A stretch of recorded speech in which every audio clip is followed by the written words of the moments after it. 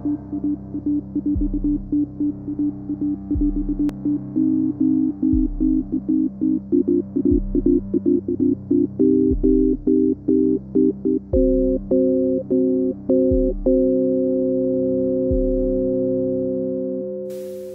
suis donc Samuel Lepelletier, directeur général du groupe Neosoft. Alors, le groupe Neosoft est un groupe qui a été créé il y a une quinzaine d'années, qui aujourd'hui emploie 1400 personnes. C'est un groupe qui est dans le monde des ESN et de la prestation informatique.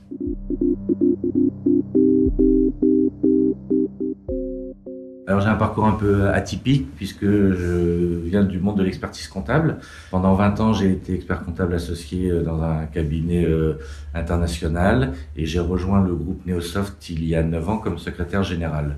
Mon rôle est beaucoup plus sur le back-office, c'est-à-dire que je suis responsable de toute la partie administration, finance, gestion informatique, juridique.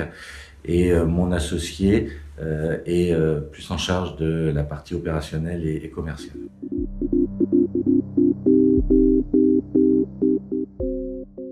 Alors notre premier contact a été via une difficulté qu'on a eue avec un de nos clients majeurs du fait du non-respect des contraintes et des exigences sécurité que ce client nous demandait.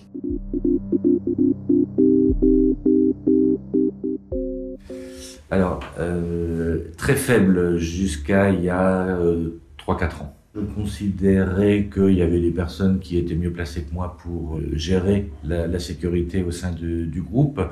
Il y a 4 ans, donc, on est confronté à une difficulté avec un de nos clients qui avait des exigences en matière de sécurité que l'on ne remplissait pas. Et donc, à ce moment-là, ce client était stratégique pour nous. Et donc, c'est un sujet qui est devenu un sujet de direction générale à part entière et sur lequel je me suis impliqué complètement.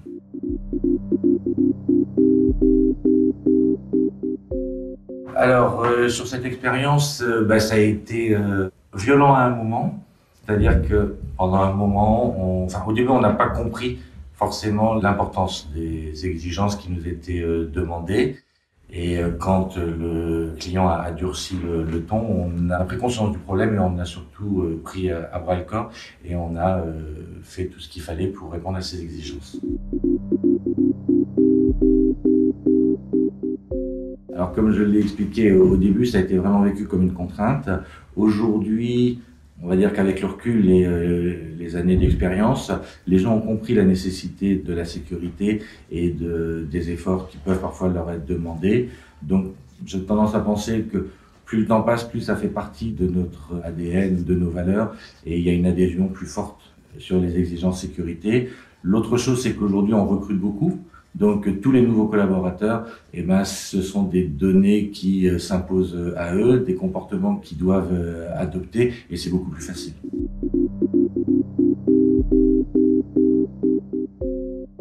Alors, le fait d'être certifié ISO 27001, c'est plutôt une opportunité et c'est aussi une sécurité. Cette certification donne des garanties minimales à nos clients quant à notre niveau d'exigence et des process qui sont mis en place. Mais c'est aussi d'abord une sécurisation de notre système d'information. Nous, la sécurité et surtout la certification ISO 27000, on le perçoit comme une opportunité commerciale parce qu'on se rend compte que chez certains de nos clients ou prospects, c'est un vrai avantage concurrentiel et différenciant de certains de nos concurrents. Alors, de moins en moins parce que de plus en plus de SN sont certifiés ISO 27000, mais la différence que l'on a, c'est que nous, on est certifié sur, je le répète, l'ensemble des activités et sur l'ensemble de nos sites.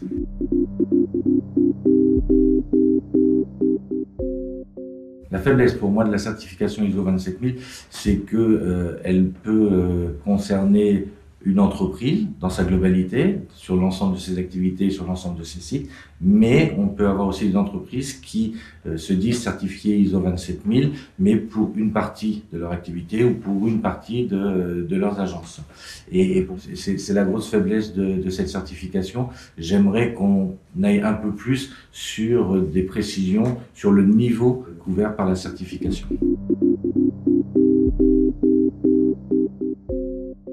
Pas fondamentalement. C'est-à-dire que le fait d'avoir dans une démarche de certification, donc ISO 27000, on avait déjà mis en place un certain nombre de choses.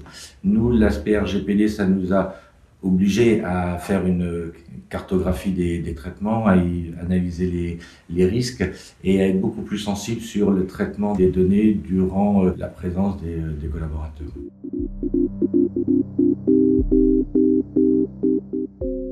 Alors, pour nous, la RGPD, ça a été une évolution par rapport à la loi informatique et liberté.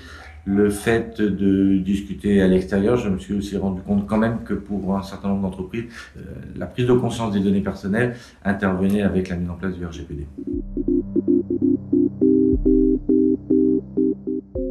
On va dire que j'ai deux moteurs d'intérêt en tant que directeur général. Le premier, c'est comment faire de la sécurité une opportunité commerciale. Et la deuxième, c'est sécuriser notre SI et être toujours en vigilance sur les risques de cyberattaque notamment.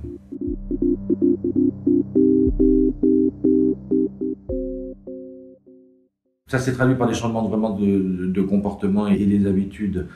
C'est vrai que les gens n'étaient pas habitués à attacher leur PC, à utiliser un token, à chiffrer leur mail. On leur demande d'être aussi très vigilants sur les PC, et même la documentation de manière générale, qu'ils ne les laissent pas sans surveillance.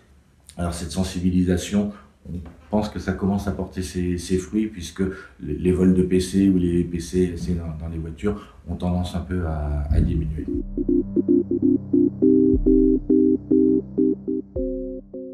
Ça a engendré déjà des changements de comportement au niveau de nos collaborateurs, au niveau de la manière de travailler. Donc au départ, ça a été plus perçu comme une contrainte.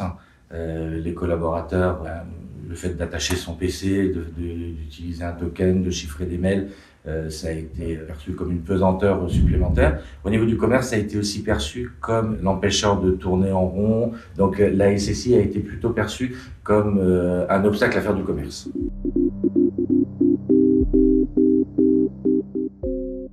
Au début, ça a été des consignes fortes et imposées. Ensuite, pour avoir un peu plus d'adhésion, on a fait aussi de la pédagogie et on a mis en place des actions et des modules de sensibilisation pour que les gens comprennent bien que c'était pas pour les embêter, mais c'était vraiment une nécessité.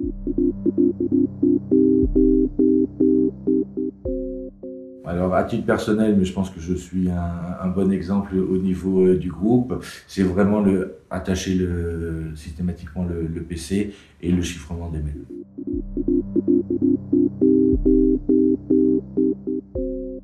Celle que j'identifie aujourd'hui, c'est l'évolution de la réglementation ANSSI, qui doit intervenir l'année prochaine. J'en connais pas grand-chose, mais je sais qu'a priori, ce sera une augmentation du niveau d'exigence.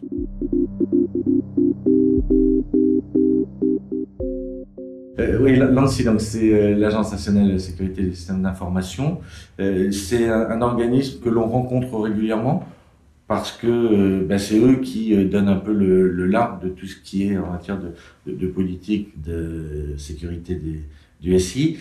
Les autres occasions, relations avec l'ANSSI, c'est quand on doit signaler un incident, on les contacte et puis on utilise pas mal aussi toute leur documentation et toute l'actualité qu'ils peuvent mettre sur leur site.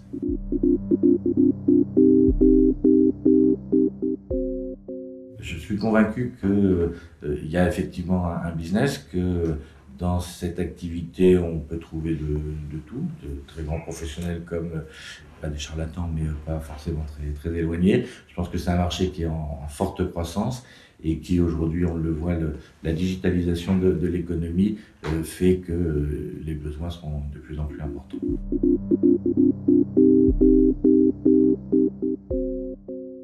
Oui, mais je pense que dans les investissements, on a fait beaucoup d'investissements en termes de SEC sur les dernières années. Il y a un phénomène qui était rattrapage du passé et puis un phénomène d'investissement pour être conforme à la certification ISO 27000. Ce type d'investissement, aujourd'hui, on est conscient que ce niveau d'investissement, en tout cas, il devrait être maintenu dans les années qui viennent, soit pour répondre à de nouvelles exigences comme le nouveau règlement de l'ANSSI, soit autrement pour se mettre à jour et actualiser. Donc oui, ça fera partie des investissements supplémentaires.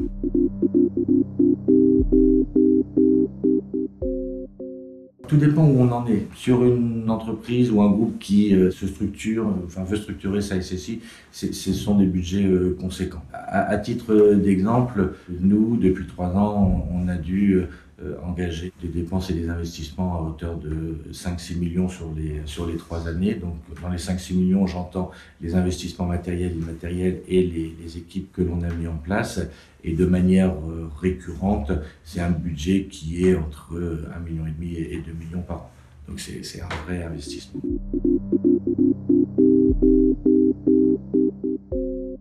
Alors, nous, notre perception, c'est qu'on ne peut pas sécuriser à 100%. Et qu'une cyberattaque, c'est pas est-ce qu'on sera attaqué, mais c'est plutôt quand on sera attaqué. Donc, face à ça, on a mis en place un certain nombre de solutions. On a effectivement souscrit à une assurance cyber, en étant conscient que des limites de ce type de produit. Ensuite, on a une vigilance de la part de la SSI sur tout ce qui est l'actualité de la cyberattaque.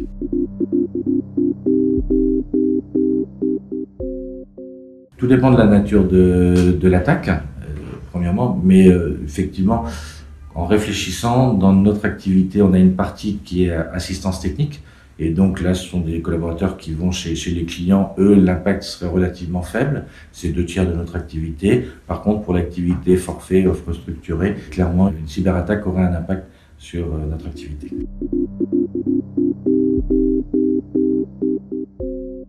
C'est une vraie question pour un groupe comme le nôtre, parce que, comme je le disais, on sera à un moment victime d'une cyberattaque, et l'idée, c'est de savoir comment se prémunir. Donc ça nécessite une vigilance extrême sur l'actualité de la cybersécurité, et puis d'essayer de s'assurer qu'avec ce que l'on a mis en place, type un PCA ou un PRA, ça peut permettre au groupe d'être impacté le moins possible, sachant qu'on sait qu'à un moment ou à un autre, on le sera.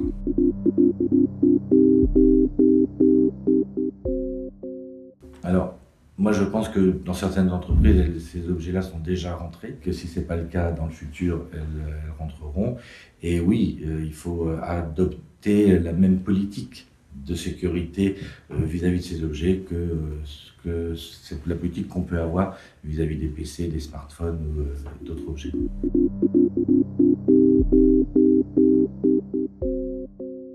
Non. Je pense que déjà, de toute façon, les objets connectés, c'est dans l'air du temps, et c'est une évolution. On devrait être de plus en plus amené à utiliser des objets connectés. La crainte que peuvent avoir des personnes sur l'utilisation ou la captation de données personnelles, j'en suis conscient, mais c'est un risque que j'accepte.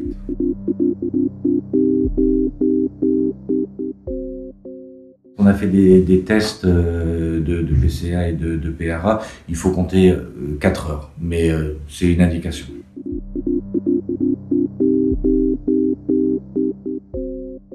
À titre personnel, oui, la prise de conscience des dangers liés à tout ce qui est connexion à Internet, réseaux sociaux, donc m'a forcé aussi à réfléchir dans ma sphère privée, comment j'organisais la sécurisation.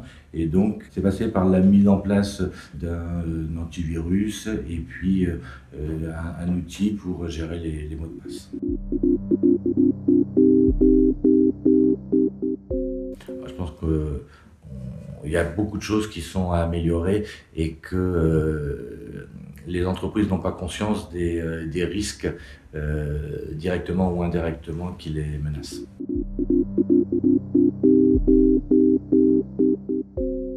Par rapport à mon vécu, les conseils que je pourrais donner effectivement aux experts en sécurité, c'est parfois d'être un peu plus pédagogue, parce que mais c'est typique à une population d'ingénieurs.